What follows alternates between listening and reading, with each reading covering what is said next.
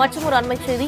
கொல்கத்தாவில் பெண் மருத்துவர் பாலியல் வன்கொடுமை செய்து கொலை செய்யப்பட்ட வழக்கு சிபிஐக்கு மாற்றப்பட்டிருக்கிறது. சிபிஐ விசாரணைக்கு மாற்றி கொல்கத்தா உயர்நீதிமன்றம் உத்தரவு பிறப்பித்திருக்கிறது. அண்மைச் செய்தியாக பார்த்து வருகிறோம். பெண் மருத்துவர் கொலை வழக்கில் நீதி கோரி ஒடிசா, டெல்லி, புதுச்சேரியில் மருத்துவ மாணவர்கள் தொடர் போராட்டம் நடத்தி வருகின்றனர்.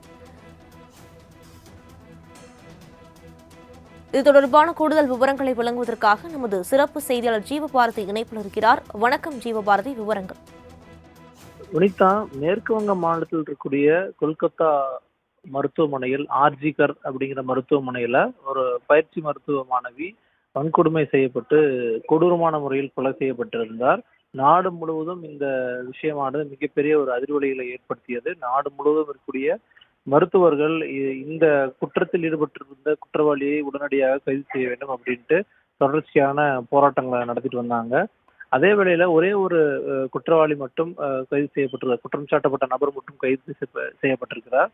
இந்த நிலையில் இந்த வழக்கானது கொல்கத்தா உயர்நீதிமன்றத்தில் இந்த வழக்கு விசாரணையானது இன்று காலை தொடங்கியது. தலைமை நீதிபதி சிவஞானம் அமர்வில் இந்த விசாரணையானது தொடர்ச்சியாக நடந்துட்டு வந்த நிலையில இந்த வழக்கை சிபிஐ வசம் ஒப்படைக்க வேண்டும் அப்படிங்கிற அந்த உத்தரவு அந்த உயர்நீதிமன்றம் பிறப்பிச்சிருக்காங்க.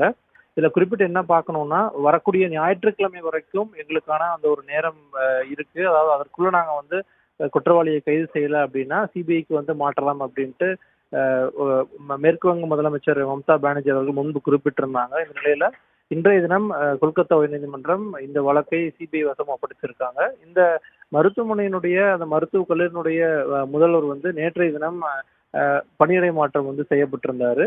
இந்த நிலையில இந்த வழக்கானது தற்போது சிபிஐக்கு மாற்றப்பட்டிருக்கிறது. விரிவான விவரங்களுக்கு நன்றி ஜீவபாரதி.